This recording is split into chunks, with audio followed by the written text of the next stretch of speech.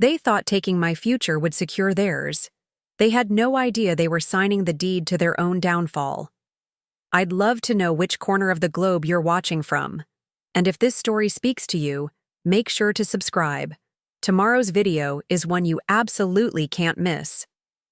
The afternoon sun filtered through the bay windows of our family's Victorian home on Maple Street, casting long shadows across the hardwood floors my mother polished religiously every Saturday. I sat in the breakfast nook, my acceptance letters, spread across the oak table like playing cards: Stanford, Northwestern, Duke, Georgetown. Each envelope represented years of perfect grades, countless hours of studying, and a future I'd meticulously planned since middle school. My parents, Robert and Patricia Hoffman, stood at the kitchen island, their backs turned to me as they whispered in hushed tones. The morning had started like any other, Dad reading the Chicago Tribune while Mom prepared her famous blueberry pancakes. But something was different. The usual warmth in their voices had been replaced by an uncomfortable tension that made my stomach churn. "Mom, Dad," I called out, gathering the letters in my hands. "We need to talk about Northwestern. The financial aid office called yesterday, and they need the first payment by next Friday." Northwestern University has been my dream since sophomore year. Their journalism program was legendary, and I'd already secured an internship with the Chicago Sun-Times for the following summer. Everything was falling into place exactly as I'd planned. My father turned around slowly, his graying temples more pronounced than I remembered. Mom kept her eyes fixed on the coffee maker, her usually steady hands trembling slightly as she poured cream into her mug. "Sophia, honey, sit down," Dad said, his voice carrying a weight I'd never heard before. "Your mother and I need to discuss something with you." I remained standing, the acceptance letters clutched in my grip. Something cold settled in my chest, an instinct warning me that whatever came next would change everything. "There's been a development with your college fund," Mom finally spoke, still not meeting my eyes. "We've had to make some adjustments." Adjustments? The word came out sharper than I intended. "What kind of adjustments?" "The fund has $48,000. Grandma Helen set it up when I was born, and you've been adding to it every year?" My grandmother had been adamant about education. Even on her modest teacher's pension, she'd contributed monthly to what she called my Freedom Fund. She used to tell me that education was the one thing no one could ever take away from a woman. Dad cleared his throat, a gesture I recognized from childhood whenever he was about to deliver news he knew I wouldn't like. "Your brother needs our help more than you do right now." "Marcus?" I stared at them in disbelief. "What does Marcus have to do with my college fund?" Marcus Hoffman, my 22-year-old brother, had dropped out of 3 different colleges and spent the last 2 years bouncing between part-time jobs and get-rich-quick schemes. His latest obsession was cryptocurrency trading, which had already cost him his savings from his job at the sporting goods store. "He has an opportunity," Mom said, finally turning to face me. Her usually immaculate appearance seemed disheveled, her lipstick slightly smudged, a real chance to make something of himself. I felt the blood drain from my face. "You gave my college money to Marcus." It wasn't a question.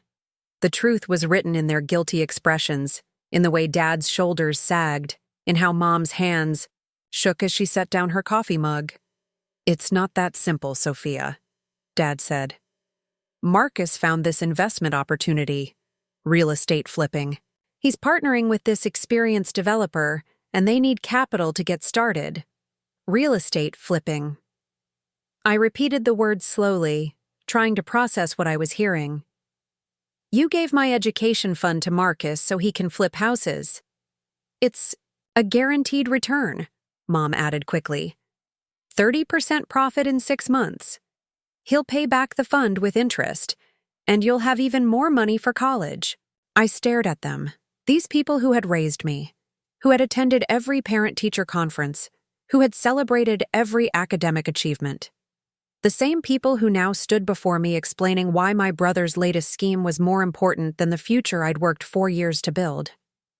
"Where is he?" I asked quietly. "He's meeting with the developer today," Dad said. "Going over the final contracts." I walked to the window, looking out at the neighborhood where I'd grown up. The Hendersons were working in their garden across the street. Mrs. Chen was walking her golden retriever, Buster. Everything looked normal, peaceful, unchanged. But inside this house, my world was crumbling. $48,000, I said, still facing the window. That was supposed to cover my housing and meal plans for 4 years. I already have partial scholarships, but I need that money for living expenses. "You're resourceful, sweetheart," Mom said, and I could hear her moving closer behind me.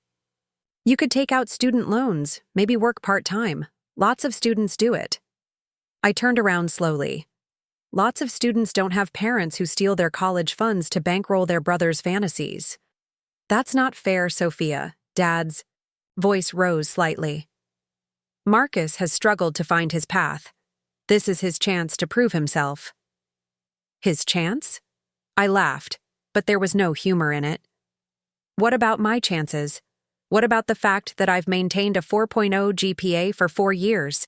What about the fact that I've never asked you for anything except the education fund that was already mine?" The front door slammed, and Marcus's voice echoed through the hallway. "Mom! Dad! You're not going to believe this!" He bounded into the kitchen, his face flushed with excitement, completely oblivious to the tension in the room. Marcus had always been the golden child. Tall, charming, athletic in high school. Everything came easily to him, which is probably why he'd never learned. "To work for anything, the deal is done," he announced, waving a manila folder in the air. "We close on the first property next week. This is it, guys. This is going to change everything." His eyes finally landed on me, and his grin faltered slightly. "Hey, Soph. What's with the serious faces?" "I was just explaining to your sister about the adjustment to her college fund," Mom said carefully. Marcus's expression shifted, and for a moment, I thought I saw guilt flash across his features. But it disappeared quickly, replaced by his usual confidence. "Oh, that. Look, Sophia, I know. This seems crazy, but this is a sure thing. Tommy Rodriguez, he's the developer I'm working with. He's been doing this for 10 years. Never lose money on a flip." "Tommy Rodriguez," I repeated. "And you've known him for how long?" 3 months, but 3 months.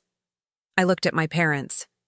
"You gave my college fund to someone Marcus has known for 3 months." "It's not like that," Marcus protested. "Tommy's got references, testimonials. He showed me properties he's flipped before. This is legitimate."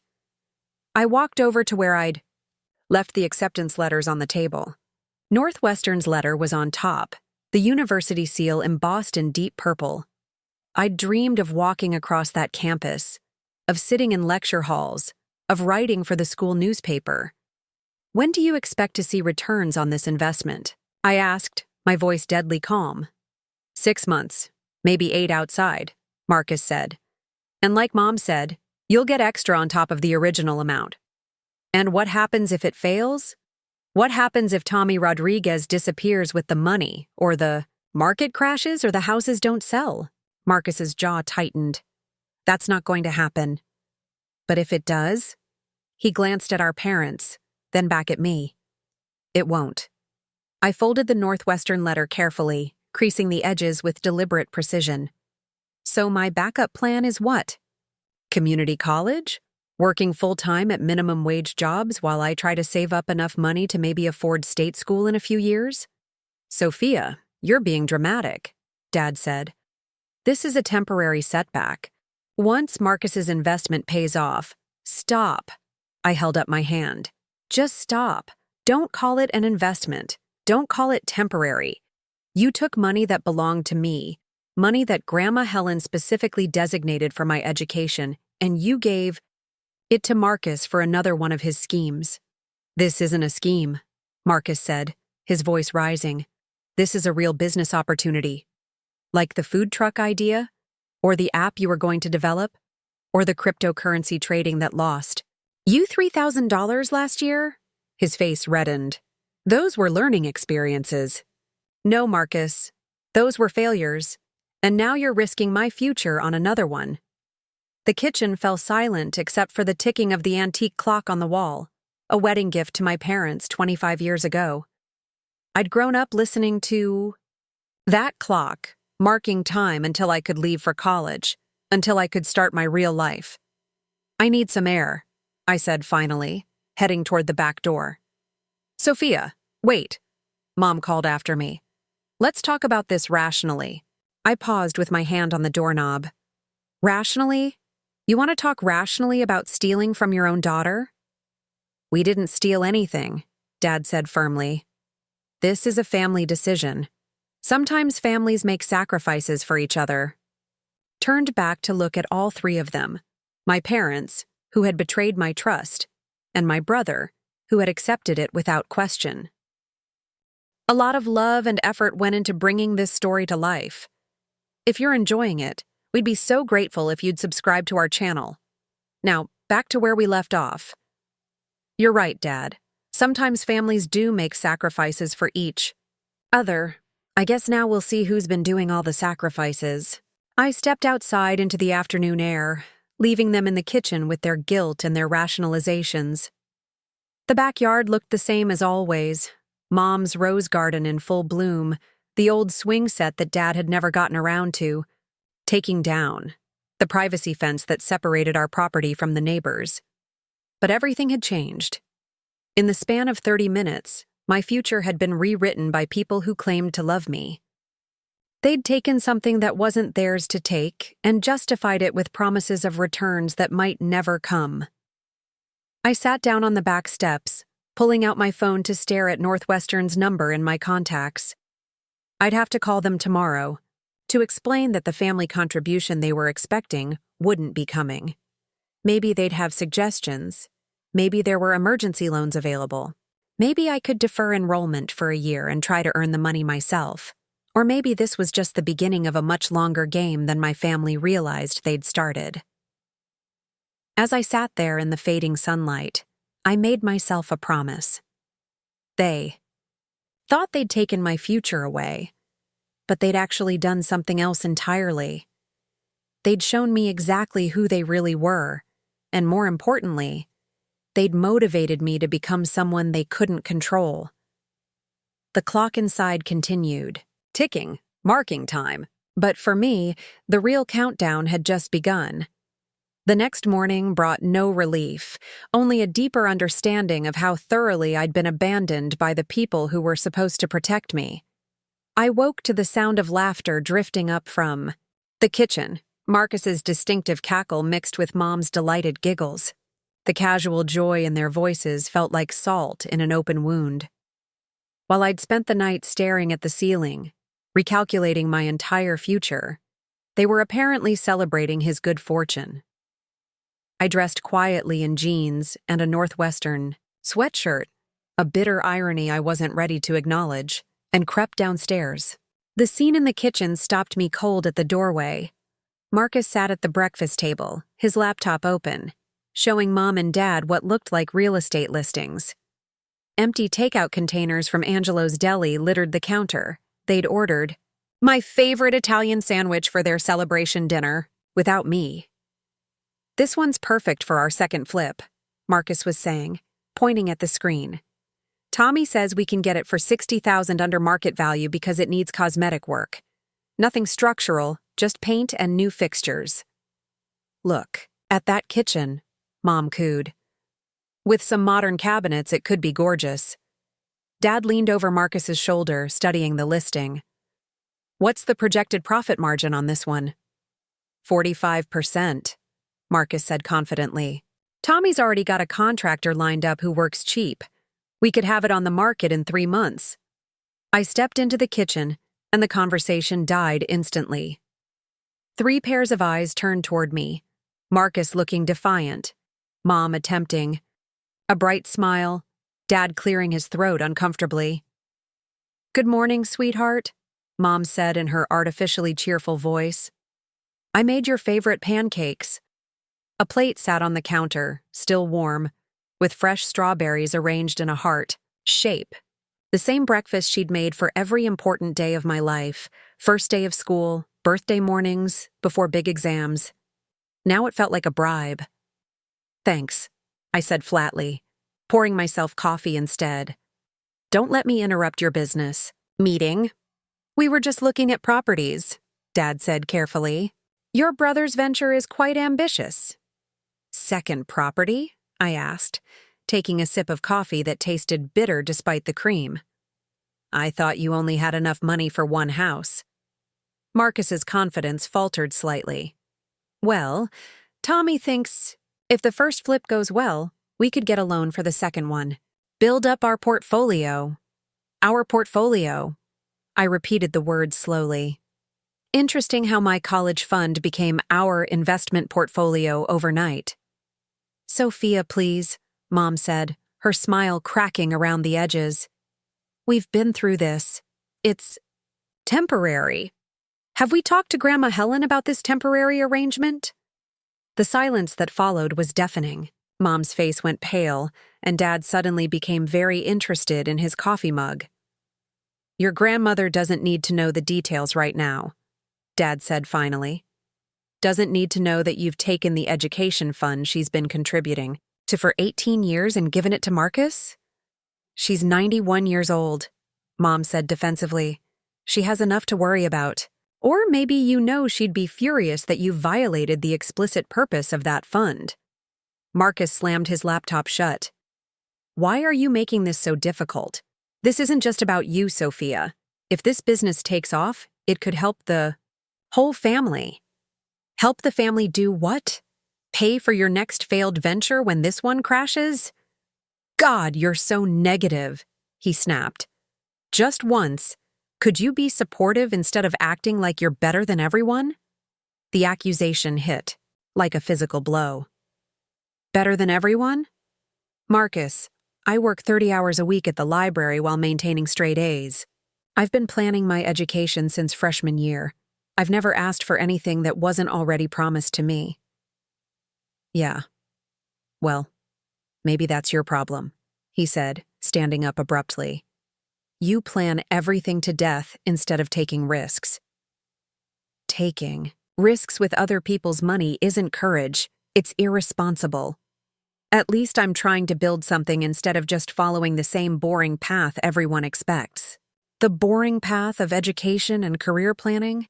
The path that would have made me financially independent by 25? Kids, Dad interrupted, but we both ignored him. You act like going to Northwestern makes you special, Marcus continued, his voice rising. Like you're the only one in this family with dreams. I act like someone who earned her opportunities instead of having them handed to me because everyone's afraid to hold me accountable. Marcus's face flushed red. That's not... Name one thing. You've completed, Marcus. One goal you've achieved without Mom and Dad bailing you out. He opened his mouth, then closed it again. The truth hung in the air between us like a challenge he couldn't meet. That's what I thought, I said quietly. Enough, Dad said firmly. This argument isn't helping anyone. I turned to face him directly. You're right. Arguing isn't helping. But neither is pretending this was a reasonable decision. You took money that belonged to me and gave it to someone with a track record of failure. And now you're asking me to be grateful for the opportunity to take on debt for an education I've already earned. We're asking you to be patient, Mom said, tears forming in her eyes. To trust that this will work out for everyone. Trust. I laughed bitterly. You want me to trust the same people who made this decision behind my back and told me about it after the money was already gone. I walked to the kitchen window, looking out at the backyard where I'd spent countless hours reading under the old oak tree. Everything looked exactly the same, but I felt like I was seeing it through different eyes. When did you make the decision? I asked without turning around. What? Mom's voice was small. When did you decide to give Marcus my college fund? Last week? Last month? The silence stretched uncomfortably long. 6 weeks ago, Dad finally admitted. 6 weeks. I absorbed this information slowly. 6 weeks ago, when I was celebrating my acceptance to Northwestern, when I was thanking you for supporting my dreams, when I was planning my dorm room and my class schedule. Sophia, you let me plan my entire future for 6 weeks while knowing you'd already destroyed it. We hoped we wouldn't have to use all the money, Mom said weakly. But you knew you might. You knew there was a chance I'd end up with nothing, and you let me keep planning anyway. I turned back to face them, studying their faces. The guilt, the defensiveness, the stubborn justification in their expressions. Who else knows? I asked. What do you mean? Dad said. Who else in the family knows you've given away my college fund?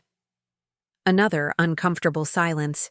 We talked to Uncle David, Mom admitted, and Aunt Jennifer, my father's brother and his wife, the family members I'd always thought of as my backup support system. And what did they say?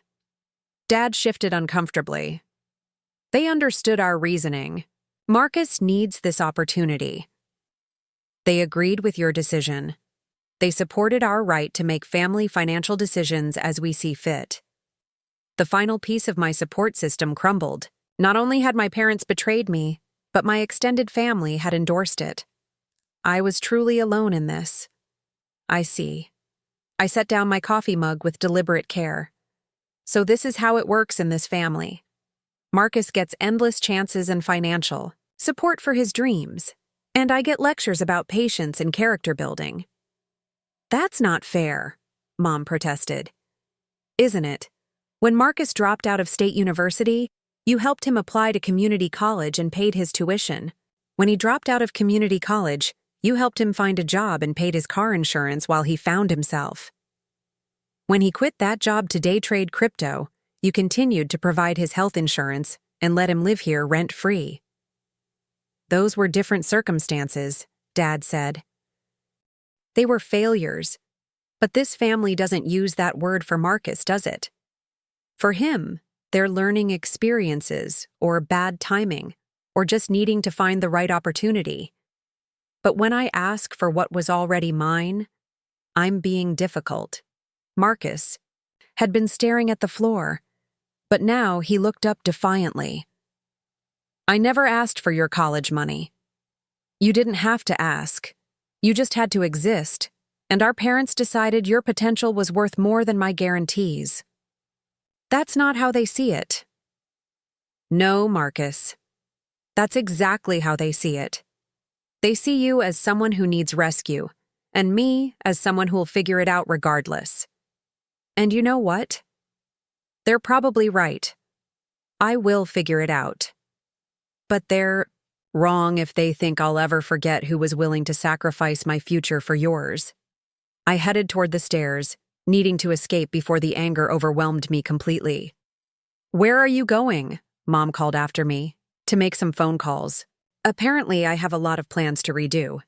As I climbed the stairs, I heard Marcus say quietly, She'll get over it. She always does.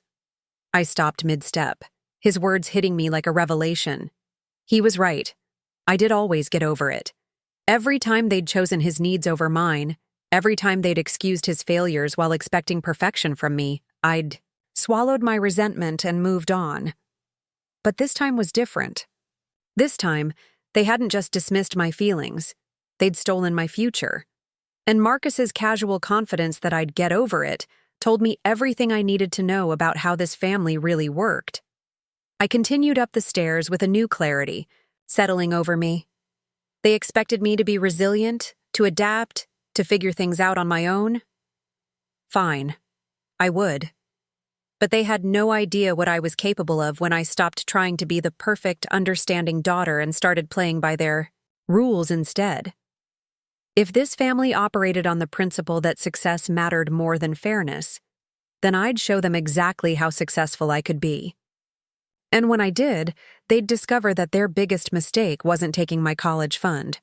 It was teaching me that I couldn't count on anyone but myself. The Northwestern Financial Aid Office delivered the final blow on Tuesday morning.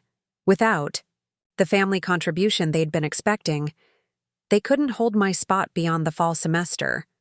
I had until August 15th to secure alternative funding, or my acceptance would be transferred to the following year's waitlist. I understand. This is difficult, the counselor said over the phone, her voice genuinely sympathetic. Have you considered starting at a community college and transferring after 2 years? Many students find that path quite successful. I thanked her politely and hung up, staring at the calendar on my desk. August 15th was 6 weeks away. 6 weeks to either find $48,000 or watch my carefully planned future disappear completely. But instead of despair, I felt something unexpected. Clarity. For the first time since this nightmare began, I had a concrete deadline and a clear understanding of exactly where I stood. My family had made their choice. Now I needed to make mine.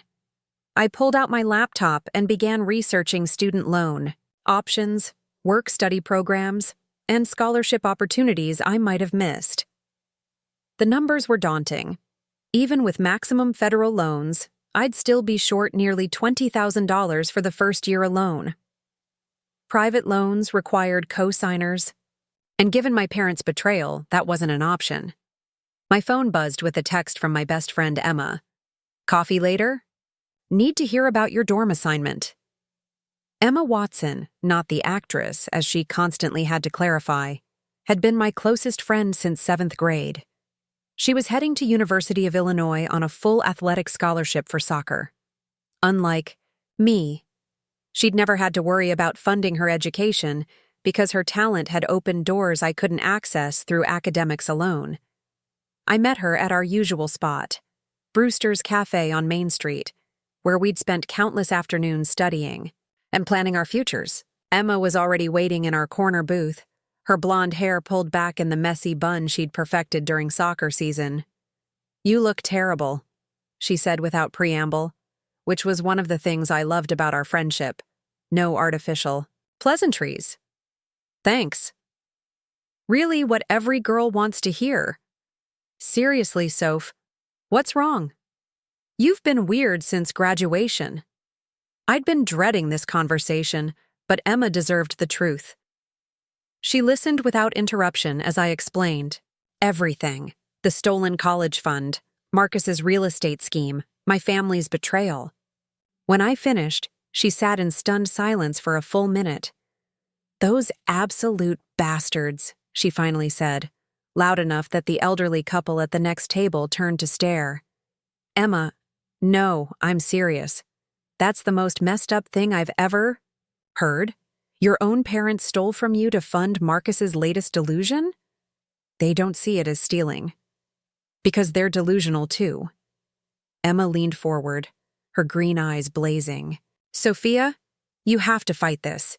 Sue them, call the police, something. The money was in their names as custodians. Legally, they had the right to use it however they wanted. That doesn't make it right. No, it doesn't. But it makes it final. Emma slumped back in her seat. So, what are you going to do? I don't know yet, but I'm not giving up. Good. Because you're too smart to let them destroy your future. She paused, stirring her coffee thoughtfully. You know, my mom's friend works at that big real estate law firm downtown. Morrison, Klein, and Associates. Maybe she could give you some advice? Real estate law. The irony wasn't lost on me. Maybe I could learn something about the business that had cost me my education. That's actually not a bad idea. Do you think she'd meet with me? Are you kidding? My mom talks about you all the time. How you're the smartest kid she knows. How you're going to rule the world someday. She'd probably love to help. 3 days later, I sat in the sleek downtown offices of Morrison, Klein & Associates, waiting to meet with Rachel Morrison, Emma's mom's friend and a senior partner at the firm. The office was nothing like the humble spaces I was used to. Glass walls, modern furniture, and a view of the Chicago River that probably cost more per month than most people's salaries. Rachel Morrison, was a woman in her 40s with silver-streaked hair and the kind of confident presence that commanded attention. She listened to my story with the focused intensity of someone accustomed to high-stakes negotiations. "Your parents made a legally permissible but ethically questionable decision," she said when I finished. "And your brother's real estate venture sounds exactly like the kind of scheme that ends in foreclosure and lawsuits. Is there anything I can do legally? Not to recover the money, unfortunately, but there might be other options." She leaned back in her chair, studying me with sharp eyes. "Tell me about your work experience." "I've been working at the university library for 2 years, mostly research assistance and database management. Before that, I did bookkeeping for my uncle's hardware store every summer. Database management and bookkeeping, that's more practical experience than most college graduates have." She paused, seemingly making a decision. "I have a proposition for you, Sophia. Our firm handles a lot of real estate transactions, and we're always swamped with research and documentation. The work is detail-oriented, requires discretion, and frankly, most of our summer interns are useless." My heart started beating faster. "Are you offering me a job?" "I'm offering you an opportunity. Full-time position, 40 hours a week with overtime available. The pay is $15 an hour to start. Not a fortune, but better than most entry-level positions. More importantly, you'd be learning about real estate law, contract negotiations, and property transactions from some of the best attorneys in the city." I did quick math in my head. 40 hours a week at $15 an hour would give me about $30,000 by next summer, assuming I could work overtime. Still not enough for Northwestern, but enough to start building something of my own. What would my responsibilities be? Research primarily, due diligence on property acquisitions, title searches, contract review, database management. We'd train you on legal research platforms and property record systems. Think of it as a crash course in real estate law with a paycheck attached. "Why would you offer this to me?" Rachel smiled for the first time since I'd arrived.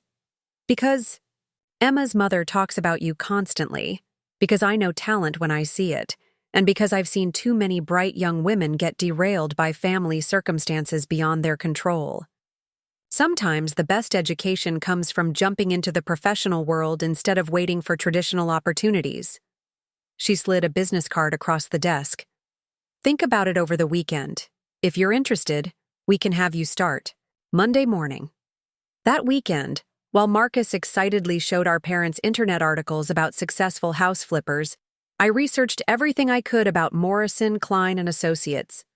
They were one of the most prestigious real estate law firms in Chicago, handling everything from commercial developments to residential acquisitions. Their client list included major developers, investment firms, and wealthy individuals looking to expand their property portfolios. I also researched Rachel Morrison herself. She'd started as a paralegal straight out of high school, worked her way through law school at night, and become a partner by age 35. Her specialty was complex real estate transactions, and several articles mentioned her reputation for thoroughness and strategic thinking. On Sunday evening, I found my parents in the living room watching television. Marcus was out with friends, probably celebrating his impending success as a real estate mogul. "I got a job," I announced without preamble. Dad muted the TV. "That's wonderful, sweetheart. Where?" "Morrison, Klein & Associates. It's a law firm downtown." Mom's face brightened. "A law firm? That sounds prestigious. Are you working as a receptionist?" "Legal research and property transaction support. Full-time." "Full-time?" Dad frowned. "What about college?" "I'm deferring to Northwestern for a year, maybe longer." The silence that followed was deafening. Mom's smile faded completely. "Sophia, you can't throw away your education because of this setback," she said finally. "Setback?" I laughed, but there was no humor in it. "Mom, you and Dad didn't create a setback. You eliminated my college fund entirely. This isn't me overreacting. This is me adapting to the reality you created." "But Northwestern, We'll still be there when I can afford it. If I can afford it. Dad leaned forward. Honey, you're talking about postponing your dreams because you're angry with us. No, Dad. I'm talking about creating new dreams because the old ones required trusting people who proved themselves untrustworthy. That's unfair, Mom protested. What's unfair is expecting me to maintain the same goals after you've removed the foundation they were built on. I sat down across from them, noting how they seemed smaller suddenly, less authoritative.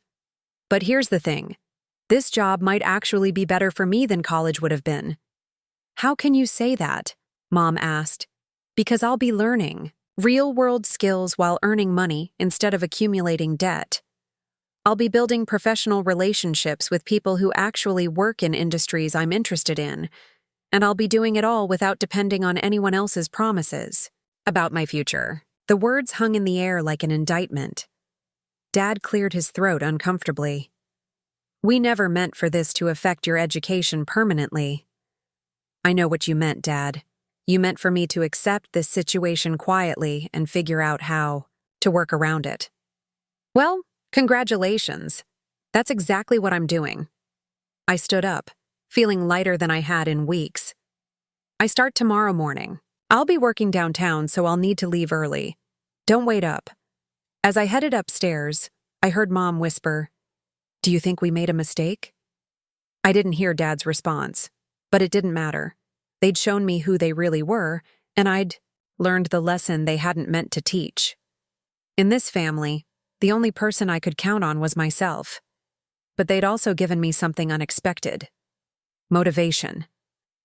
Every day I spent learning real estate law would be a day spent understanding the very industry Marcus was stumbling through blindly. Every contract I reviewed would teach me something he'd never know. Every successful transaction I supported would be proof that competence mattered more than family favoritism. They thought they'd limited my options by taking away my college fund. Instead, they'd freed me from the conventional path and pushed me towards something potentially much more valuable. Real-world expertise in an industry where knowledge was power. As I fell asleep that night, I wasn't thinking about the future I'd lost. I was planning the one I was about to build. And somewhere in the back of my mind, a new idea was forming, one that would take years to execute, but would ultimately teach my family exactly what they'd lost when they chose Marcus's dreams over mine. The game was just beginning, and they had no idea I was playing. My first day at Morrison, Klein & Associates began at 7:30 in the morning with a stack of property deeds that needed cross-referencing against county records. While most 19-year-olds were sleeping off summer parties, I was learning to decode the complex language of real estate law. Property law is like archaeology, explained Janet Chen, the senior paralegal assigned to train me. Every document tells a story about ownership, transfers, liens, and disputes. Your job is to piece together the complete narrative before our attorneys make any recommendations. Janet was a meticulous woman in her 50s who'd been with the firm for 20 years. She had an encyclopedic knowledge of Chicago real estate and the patience to teach someone who knew nothing about title searches or zoning regulations. This property on Ashland Avenue, she said, pointing to a deed dated 1987, looks clean at first glance. But watch what happens when we dig deeper. She showed me how to search court records, tax liens, and previous ownership transfers.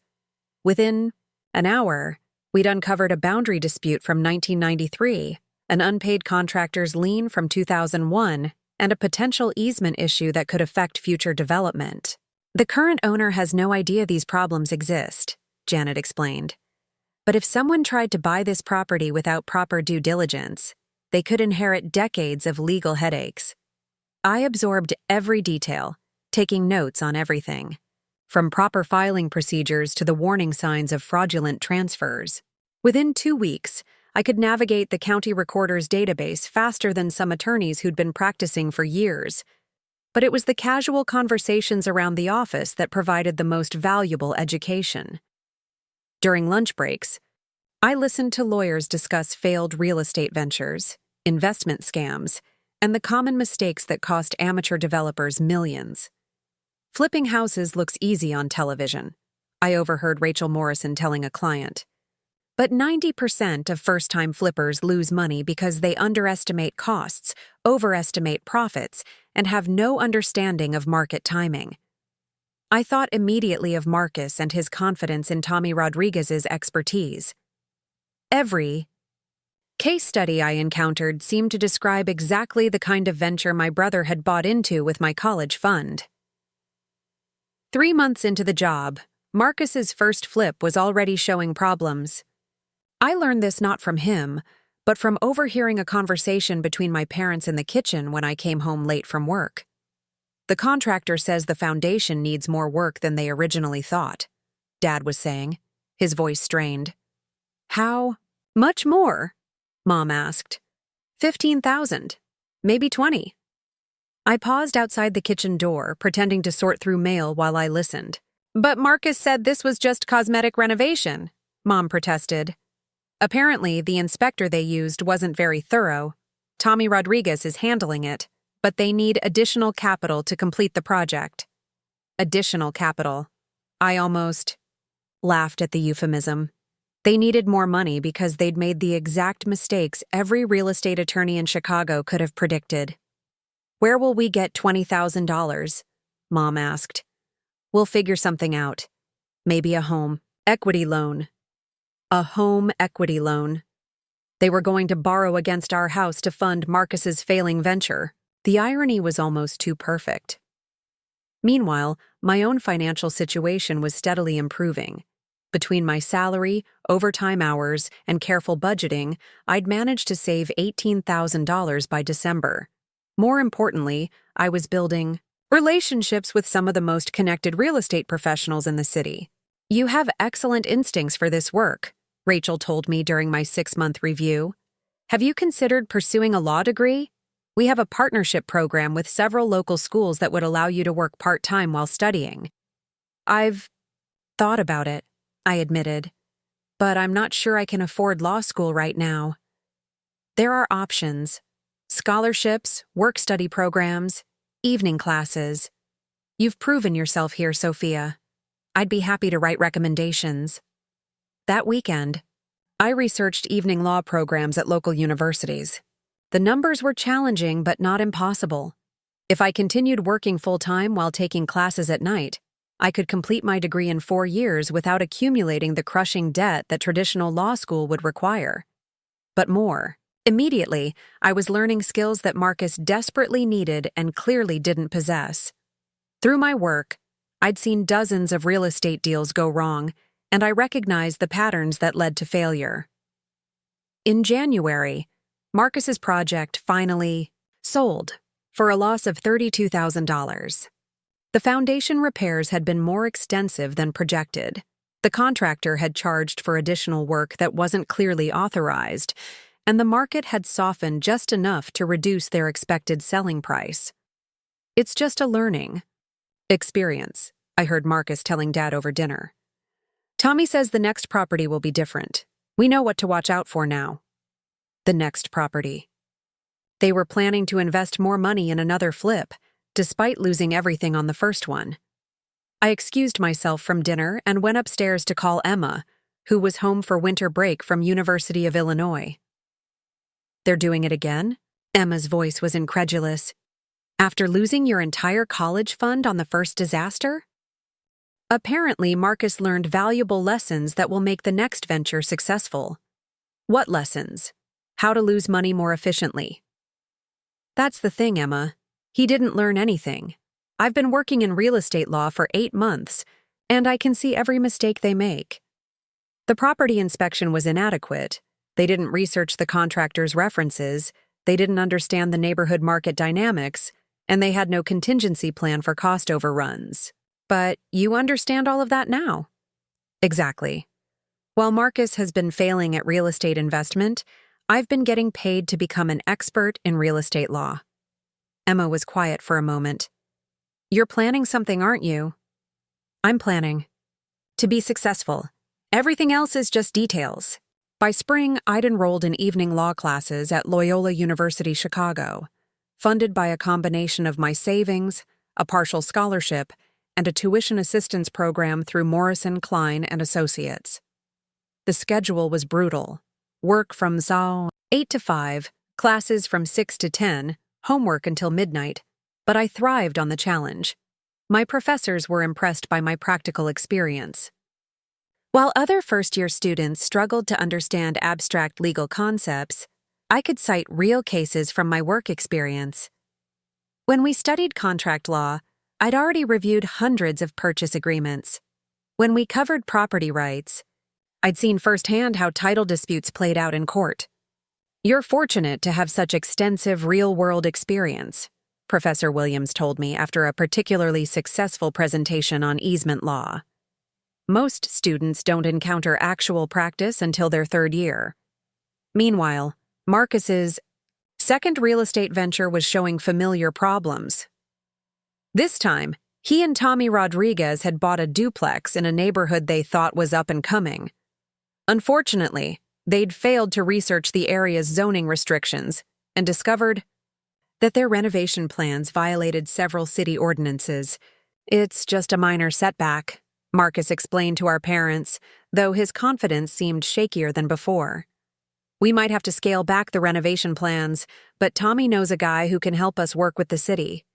I'd learned enough about zoning law to know that working with the city on violation issues usually meant expensive legal fees, lengthy delays, and significant compromise on project scope.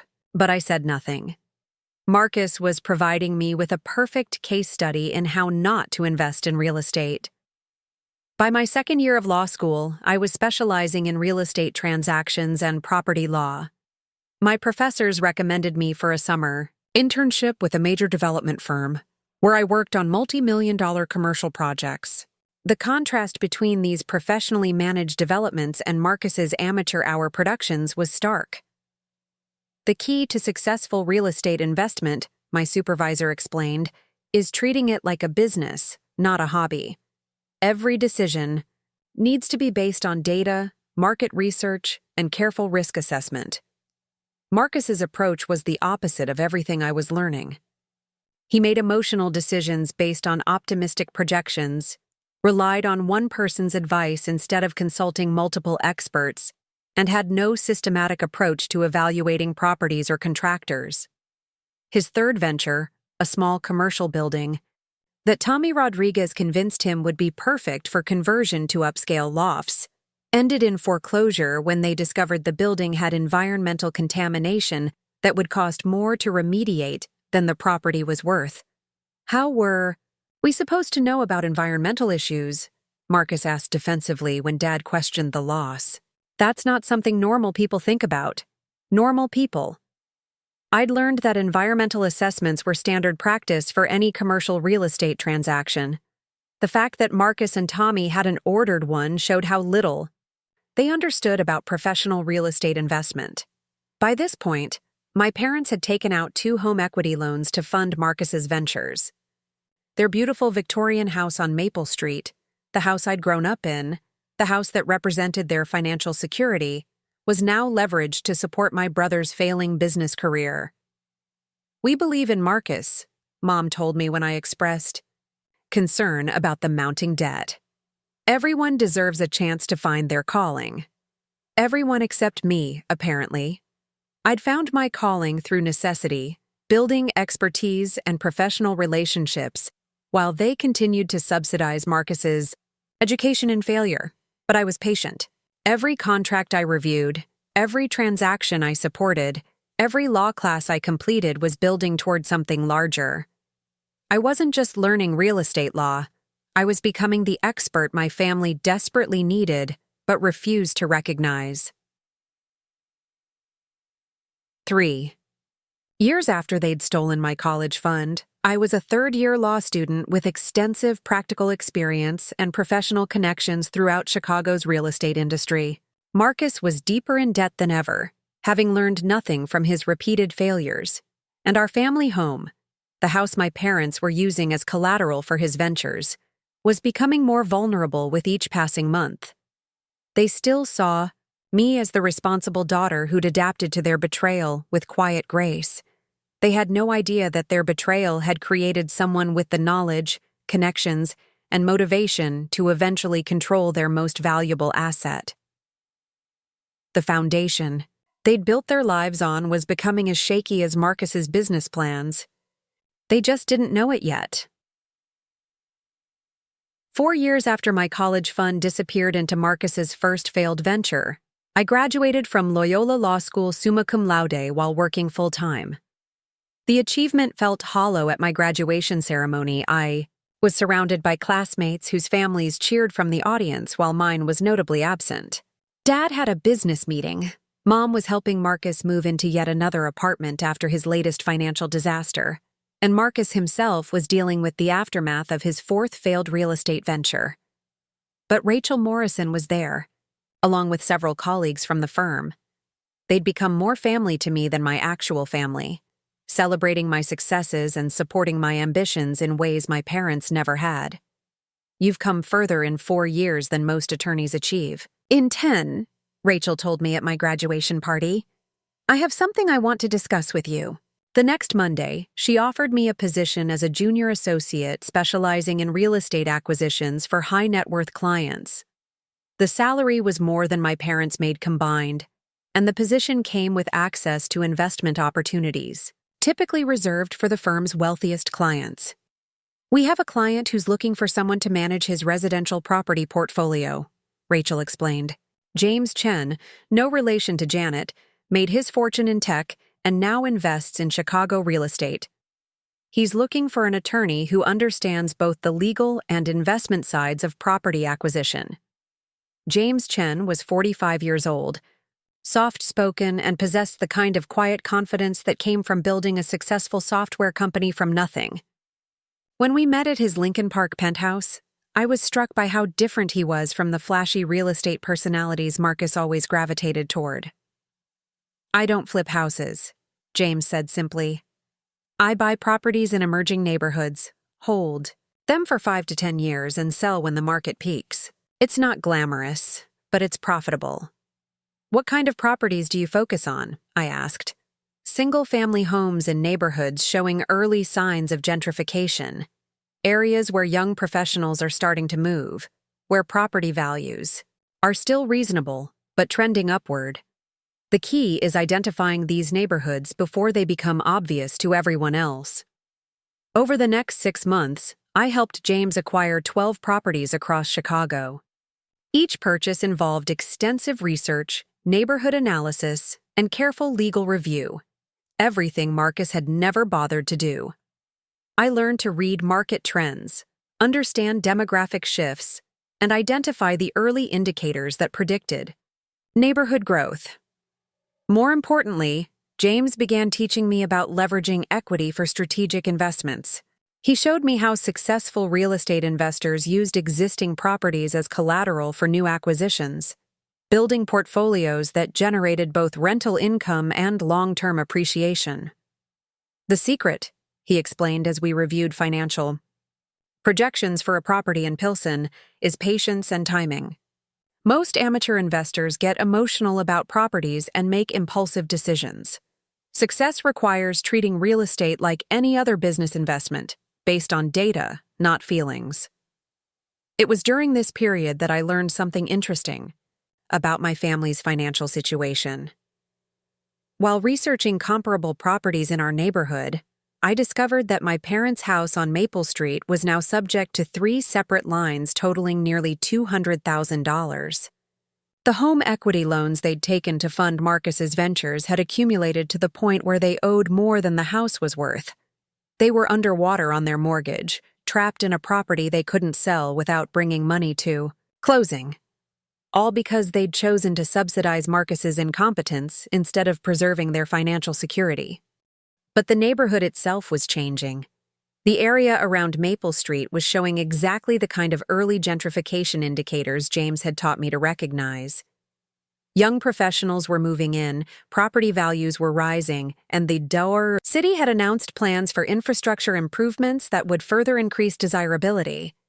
In 2 years, maybe 3, houses in our neighborhood would be worth significantly more than they were currently. The question was whether my parents could hold on to theirs long enough to benefit from the appreciation. Marcus's latest venture provided the answer. He'd partnered with a new investor, not Tommy Rodriguez, who disappeared after the environmental contamination disaster, to develop what he described as luxury tiny homes for the modern urban professional. "It's the future of housing," he explained enthusiastically to our parents over Sunday dinner. "People don't want huge spaces anymore. They want efficient, sustainable, affordable luxury." The project required $300,000 in startup capital.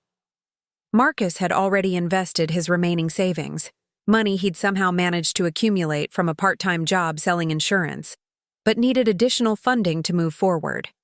"We could get another home equity loan," Mom suggested tentatively. "The house is already heavily leveraged," Dad replied, though he didn't sound definitively opposed to the idea. "There might be other options," Marcus said. "We could sell the house and downsize, use the equity to fund the business and buy something smaller." I nearly choked on my coffee. Marcus was suggesting that our parents sell their family home, the house they'd lived in for 25 years, the house that represented their entire net worth, to fund his latest scheme. "Sell the house?" Mom's voice was small. "Just temporarily," Marcus assured her. "Once the tiny home business takes off, you could buy something even better." They were actually considering it.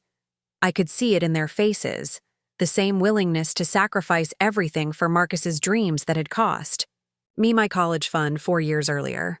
"What do you think, Sophia?" Dad asked, as if my opinion had suddenly become relevant. I looked around the table at my family, my parents, worn down by years of financial stress caused by Marcus's failures, and my brother, still confident that his next venture would be different despite a perfect track record of disaster. "I think," I said carefully, "that you should be very careful about risking your home on any business venture.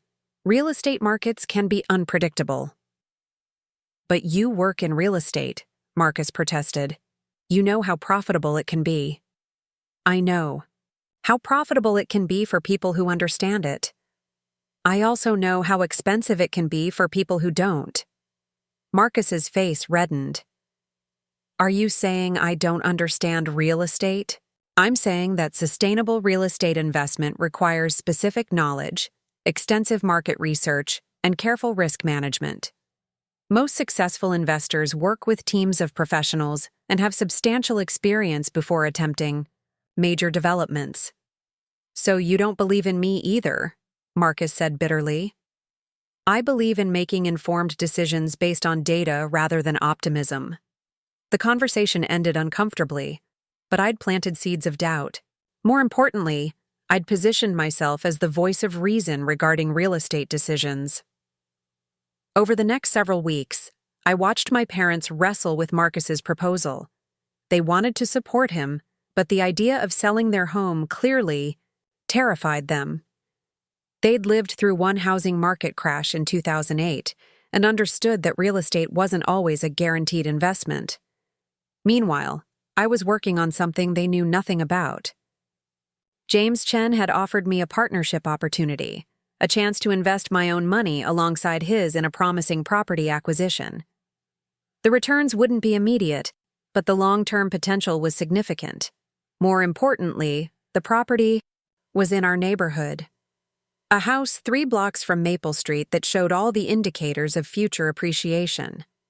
The owner was an elderly woman whose children lived out of state and wanted to sell quickly to settle her estate. "It's exactly the kind of opportunity that comes along once or twice a year," James explained. "Below market price, good condition, excellent location for long-term growth. If you're ready to become an investor rather than just an advisor, this could be your entry point." I'd saved nearly $100,000 from my salary and careful investment of my law school graduation gifts. It was enough for a down payment on the property, with James providing guidance on financing the remainder. But as I prepared to make my first major real estate investment, I couldn't stop thinking about my parents' situation. They were on the verge of selling their home to fund Marcus's latest fantasy, while I was building the expertise and capital to become a successful property investor. The irony was almost too perfect. They'd stolen my college fund to teach Marcus, a business he'd proven incapable of learning, while forcing me to develop skills in the same field that had made me genuinely successful. Soon, I would own property in their neighborhood while they were considering selling theirs. I would have investment income and growing equity while they were drowning in debt from failed ventures. And they still had no idea that their biggest mistake hadn't been taking my college fund. It had been underestimating what I would become. When I stopped depending on their support and started building my own success, the pieces were falling into place for a reckoning they couldn't imagine. They thought I'd moved on from their betrayal, that I'd accepted my role as the responsible daughter who'd figured things out without their help. They were right about one thing. I had figured things out. But they were wrong about everything else. The game was about to change completely, and I was the only one who knew the rules. The call came on a Tuesday morning in October, 5 years after my college fund had vanished into Marcus's first real estate disaster. I was reviewing acquisition documents for a commercial property when my mother's panicked voice interrupted my concentration. "Sophia, we need your help," she said without preamble. "Can you come home? It's an emergency." I'd been expecting this call for months. The tiny home venture had collapsed spectacularly when Marcus and his new partner discovered that city zoning laws prohibited their planned development site from being used for residential purposes. The money was gone, the business was finished, and my parents were left holding debt they couldn't service. "What kind of emergency?" I asked, though I already knew. "The bank is threatening foreclosure. We missed 3 mortgage payments and they've filed preliminary paperwork. Your father is beside himself." I glanced at my calendar. I had a closing scheduled for that afternoon, ironically the purchase of my 3rd investment property in their neighborhood. But family crises took precedence, even when the family had never prioritized me. "I'll be there in an hour." I arrived at the house on Maple Street to find my father sitting at the kitchen table, surrounded by official-looking documents and wearing the expression of a man who'd finally realized the consequences of his choices. Mom hovered nearby, her usual composure replaced by barely controlled panic. Marcus was nowhere to be seen. "Where's your son?" I asked, settling into my old seat at the breakfast table. "He's meeting with a bankruptcy attorney," Dad said quietly. "This tiny home situation, it's worse than we thought." "How much worse?" Mom pulled out a folder thick with bills and legal notices. "Marcus personally guaranteed some of the business loans. When the company failed, the creditors came after him individually. He can't pay, so they're pursuing his co-signers." "His co-signers," I repeated slowly. "Meaning you." "We only co-signed 1 loan," Dad said defensively. $50,000. We thought it was manageable. Except now you're liable for the full amount, plus penalties and legal fees."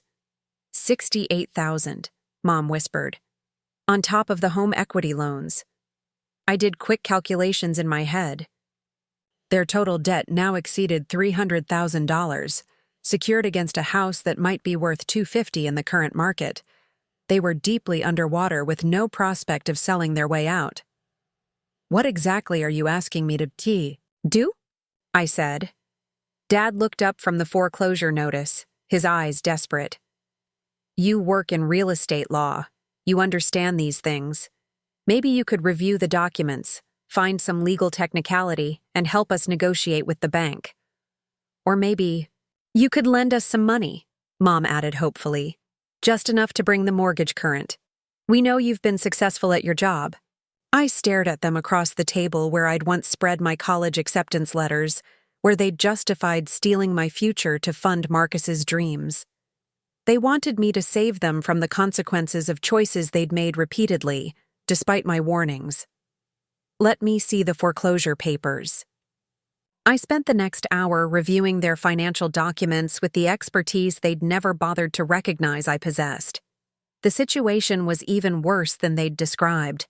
Not only were they facing foreclosure, but the bank had legitimate grounds to accelerate the entire debt due to missed payments and violation of loan covenants. "How long do we have?" Dad asked when I finished reading. 30 days to cure the default, or the bank can proceed with foreclosure proceedings. Given the amount you're behind and the total debt load, they'll almost certainly move forward.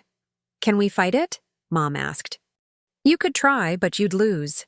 The bank has followed proper procedures, and you're clearly in default. Fighting would only delay the inevitable and increase your legal costs." "So we're going to lose the house," Dad said, his voice hollow. "Unless you can come up with approximately $75,000 in the next 30 days to bring everything current and demonstrate ability to service the ongoing debt." They looked at me expectantly, as if I might offer to solve their problem. Instead, I closed the folder and sat back in my chair. "There is one other option," I said slowly. "What?" Mom asked eagerly. "Sell to an investor who can close quickly and assume the debt. You'd lose most of your equity, but you'd avoid foreclosure and bankruptcy." "Do you know anyone like that?" Dad asked. I smiled for the first time since entering the house. "Actually, I do." I pulled out my phone and made a call to James Chen, though of course my parents didn't know who I was calling. "James, it's Sophia. I have an opportunity I'd like to discuss." "Yes, today if possible." "A distressed property in my neighborhood. Motivated sellers, below market price, immediate closing needed." I hung up and looked at my parents. "He can be here in 2 hours to assess the property. If he's interested, we could have a purchase agreement signed by tomorrow." "How much would he offer?" Dad asked. "Probably around $200,000. Enough to pay off your primary mortgage and most of the home equity loans, but not enough to cover everything." "We'd still owe money. About $30,000, assuming he takes the house as is.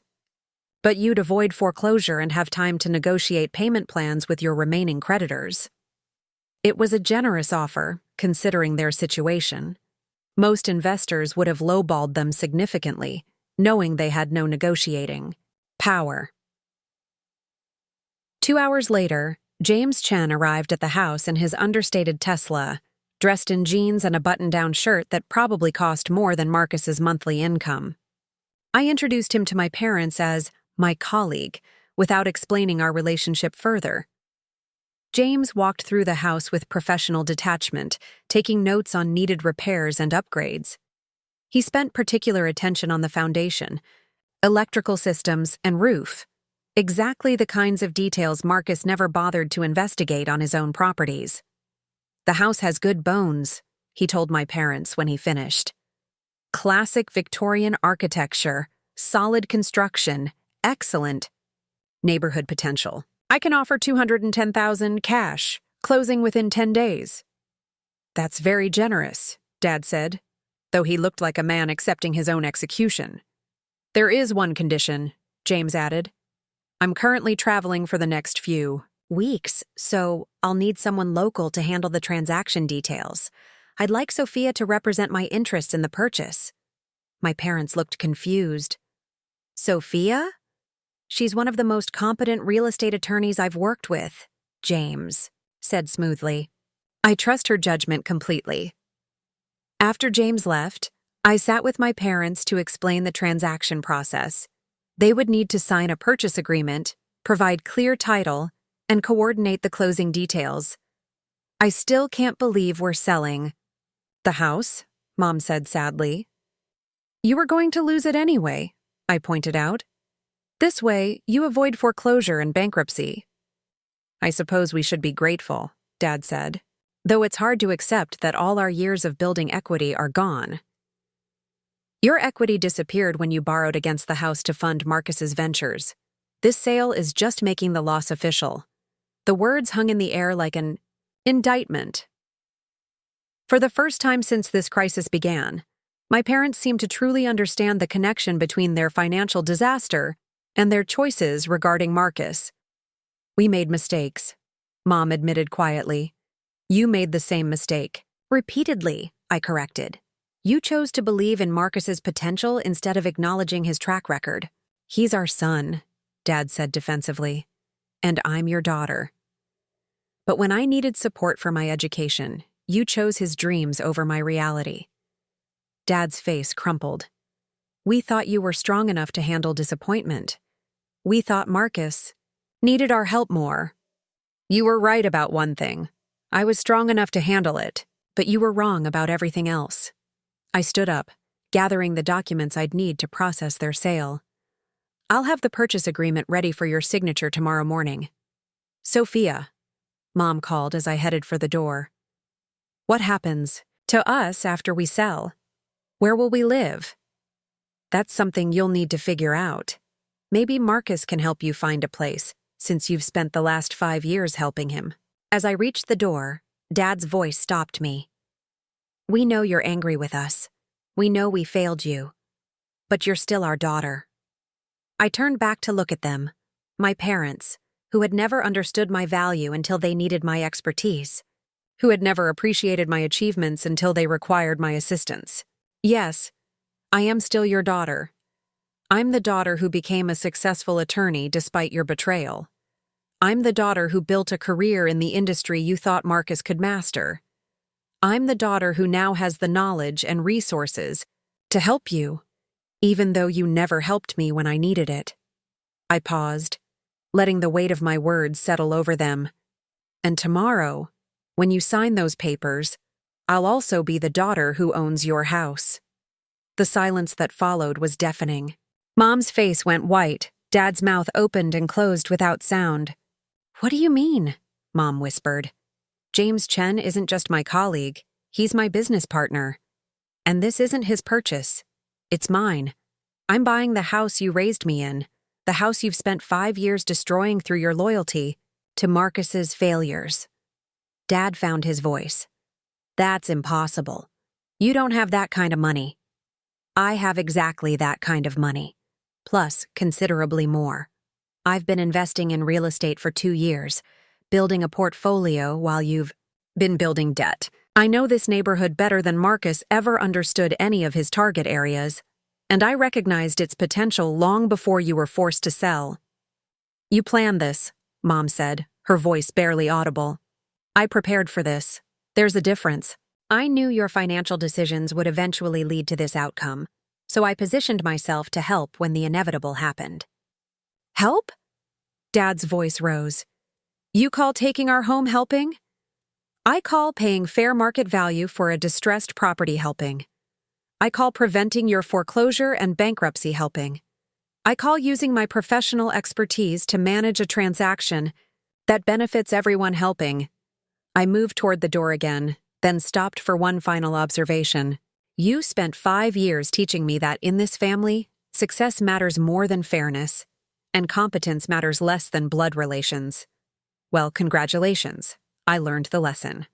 Tomorrow you'll discover that I learned it better than you ever imagined. As I left them sitting in their kitchen, surrounded by the consequences of their choices, I felt something I hadn't experienced in 5 years. Complete satisfaction. They had taught me not to depend on anyone but myself, and I had become someone they could never have imagined. The house they were about to lose would soon be mine. But more importantly, they would finally understand exactly what they had lost when they chose Marcus's dreams over my future.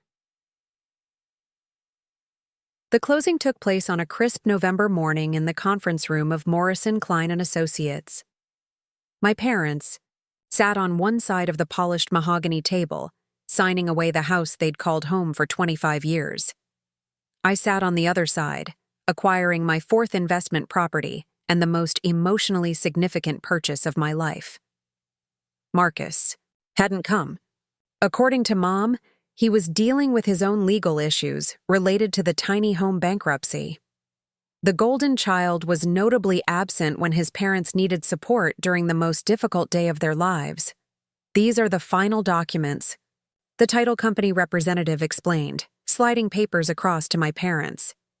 Once you sign here, ownership transfers to Sophia Hoffman. Dad's hand shook slightly as he signed his name. Mom stared at the papers as if hoping they might change if she looked long enough. The funds will be wired to your account this afternoon, I told them professionally. That should be enough to satisfy the primary mortgage and most of the home equity loans. What about the remaining $30,000? Dad asked quietly. I've negotiated payment plans with those creditors. You'll have manageable monthly payments over 5 years instead of immediate demands for full payment. Mom looked up at me for the first time that morning. You negotiated on our behalf? I used my professional relationships to secure better terms than you could have achieved on your own. The creditors prefer structured payments to bankruptcy proceedings. It was true, though I didn't mention that I'd also personally guaranteed the remaining debt. My parents would make their monthly payments without ever knowing that their daughter was ultimately responsible for their financial stability. After the paperwork was complete, we stood outside the law firm in awkward silence. My parents looked lost, like refugees from their own lives. We found a rental apartment, Mom said finally. 2 bedrooms in Schaumburg. It's nice enough. Schaumburg was 40 minutes from their old neighborhood, far from the friends and community they'd built over decades. But it was what they could afford on Dad's reduced pension income.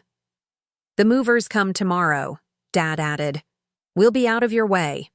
You don't need to rush, I said. The lease-back agreement gives you until the end of the month. I'd structured the purchase to include a temporary rental arrangement, allowing them to stay in the house for 3 weeks while they found new accommodations. It was a gesture of mercy they probably didn't expect, and certainly didn't deserve. Why? Mom asked suddenly. Why did you help us if you're still angry about the college fund?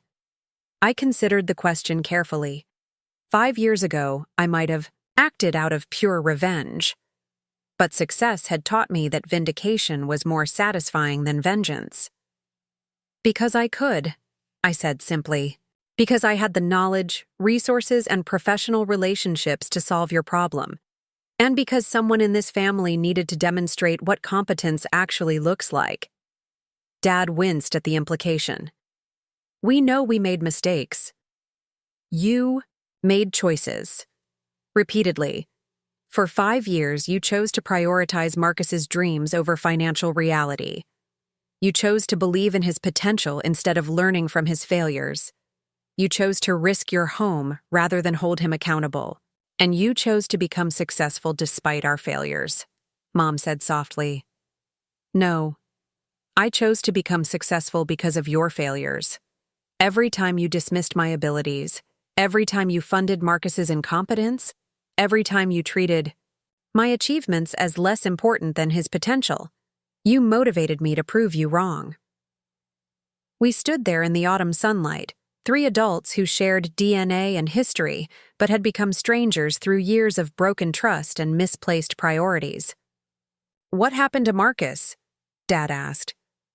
Marcus will figure something out. Isn't that what you always told me? That I was smart enough to handle disappointment? He's not as resilient as you are.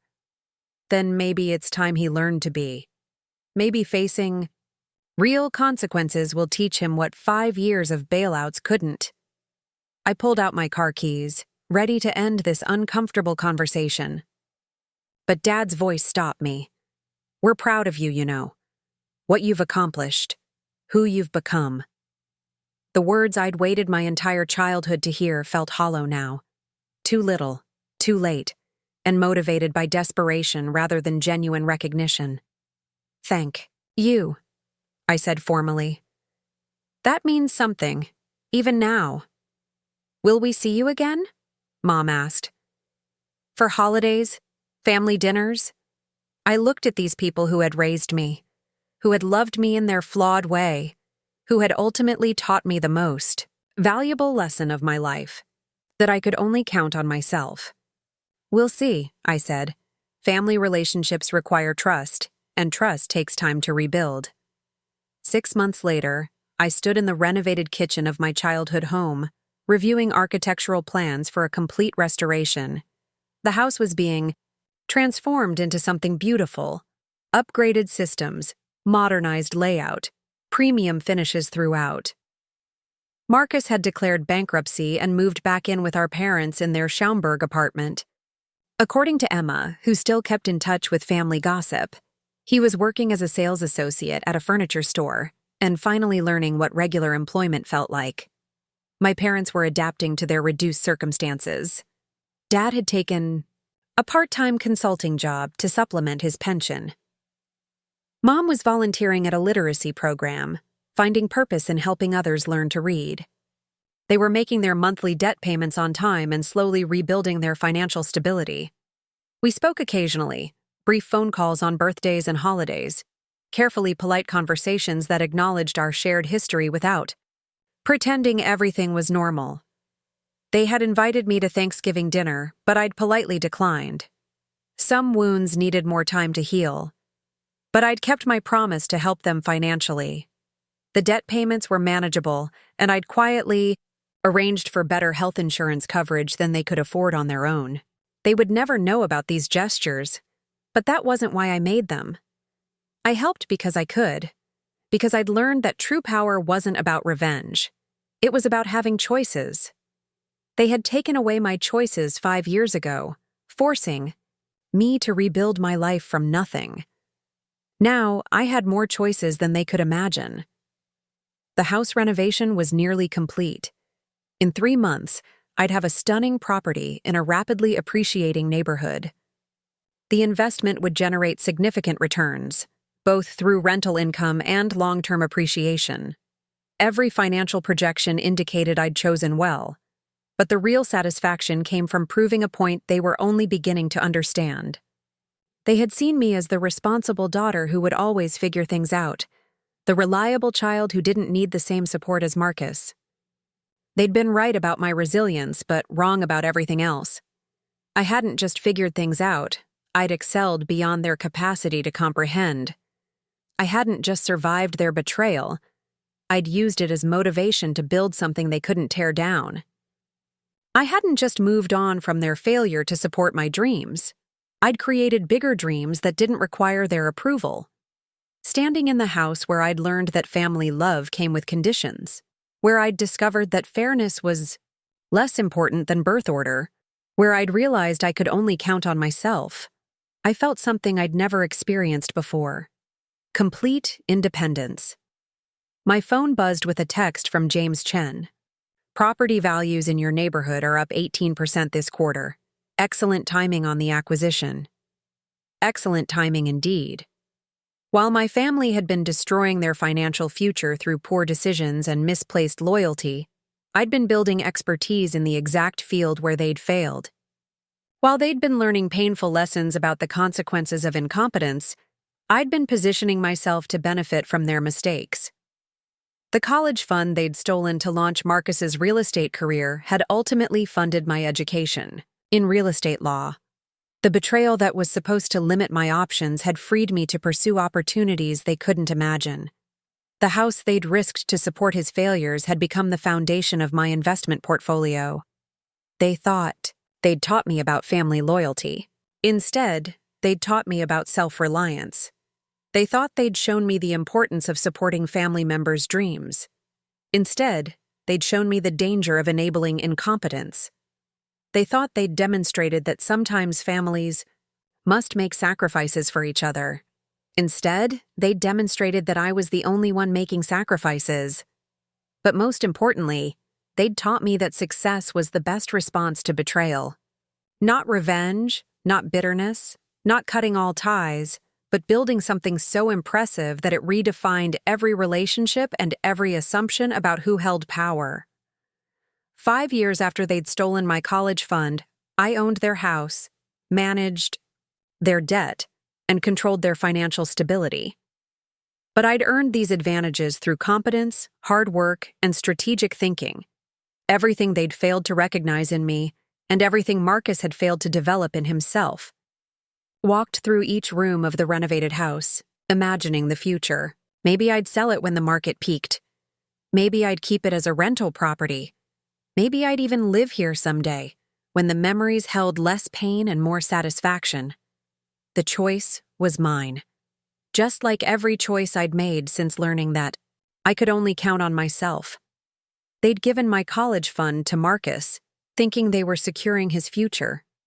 Instead, they'd given me something far more valuable: the knowledge that I didn't need their support to succeed, and the motivation to prove that their golden child had never been made of gold at all. Some lessons can only be learned the hard way. For my family, that education was just beginning. For me, it had made me everything they never imagined I could become. Looking for more? We've got 2 amazing stories ready for you right on screen. If this one touched you, these are absolutely worth your time. Click to watch them now. And hey, subscribe and hit that bell to never miss our latest uploads.